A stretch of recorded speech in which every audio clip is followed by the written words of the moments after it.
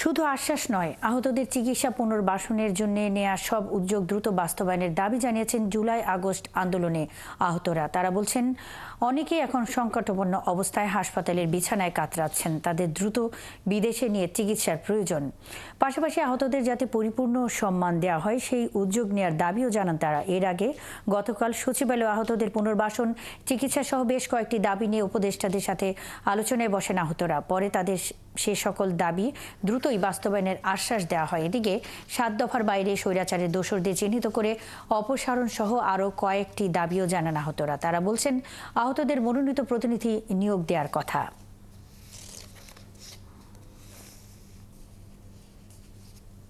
নির্মমভাবে এরকম আনা করে, লেংরা করে, লুলা করে বলে সে যে হোক না করো, আমার একটাই দাবি, এই দেশের ভিতরে যে এই সমস্ত অকারেন্স করবে আর তাকে দল থেকে বহিষ্কার করা দেওয়া হোক।